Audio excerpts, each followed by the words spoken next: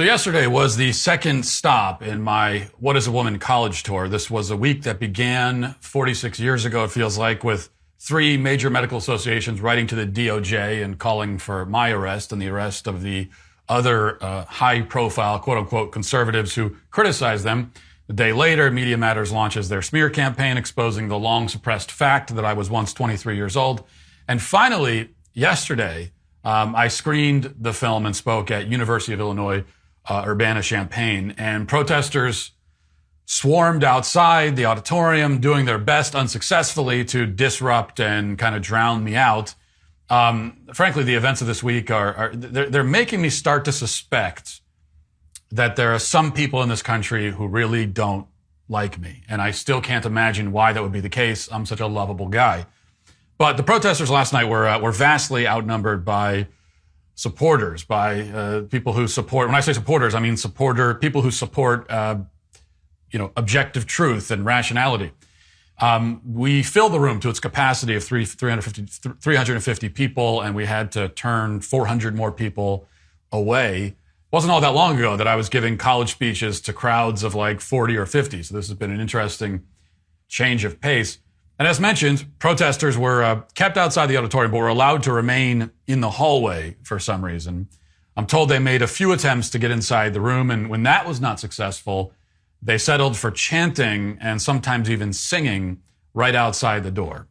And unfortunately, for the rest of us, they chose a song to sing that requires them to hit notes very much outside their vocal range. Listen. Easy go, little high, little low, and anywhere the wind blows, does it really matter to me? At least let people be in that position.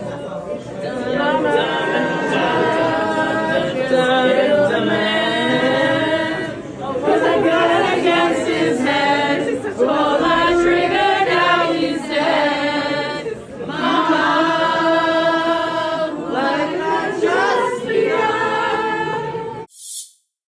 I was interested to see that video after the event because I heard some of that noise while I was giving the speech, and I didn't know that they were attempting to sing. Actually, it sounded to me like somebody was drowning a bag of cats in the hallway, and I was concerned about that. And I'm relieved to find out that no animals were hurt, even if we cannot say the same for our eardrums. When it was time to leave, protesters came around to the exit to, flip me off and cuss me out, and presenting a compelling argument, ultimately unpersuasive, though, I think. And as we were getting ready to drive away, they came over to the car to chant some more. Here's what that looked like.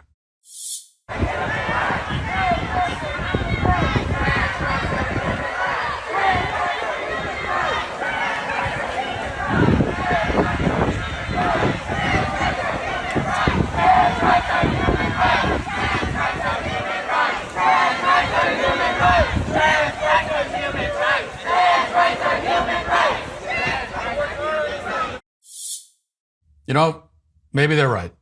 Trans rights are human rights. I didn't believe it the first 600 times it was chanted, but the 601st time really sank in. Almost, anyway. I think I need to hear it maybe another 600 times before I decide. But there's one short clip from last night, a couple of short clips actually, that I think are worth more serious reflection. So going back inside, while my speech was still ongoing, somebody with the school, I think this is somebody with the school, made an attempt to quiet the protesters down. Now, it would have been easiest to just kick them out of the building, as they don't actually have any right to gather inside the building with the express intent of disrupting an event. But they were allowed to, anyway, remain there, even though it's actually against the campus rules to be disruptive like that inside the building. Campus decided not to fully enforce their rules. Feeble attempts were made to reason with them. But I want you to listen to this exchange. Here it is. It is still disruptive to the speaker inside and the audience inside. We would protect an event similarly if it was something else. Okay, well, him being here is disruptive to my being as a whole. This is dangerous. It encourages violence. So she says, him being here is disruptive to my being as a whole. And someone else off camera who's crying says that I encourage violence, and so I'm dangerous. And they continued with this line. Listen. Well, his documentary is disruptive to the trans community and their being as a whole. And him being here makes a large group of the people on this campus that makes this campus what it is feel unsafe. We don't feel protected, we don't feel appreciated, and it's disgusting and disheartening. So that's why we're here, and that's why we're going to stand here. I understand. You would be welcome to stand here. The disruption has to. Right. So there it is again. My presence is disruptive to her being and the being of every trans person, and it makes a large portion of the student body feel unsafe. Now, I know that we're accustomed to hearing this kind of thing from the left, but the mistake we make is to assume that they're just sort of putting on an act, that this is all, playing it up for the cameras. I don't believe that they are. I think this is truly what they think. It's what they believe. We know that college students especially believe it because they've been conditioned into this belief system from birth. And so when they say it's disruptive to my being, it puts me in danger, it's a threat, they really believe that. That's what they actually think. That's why they're there.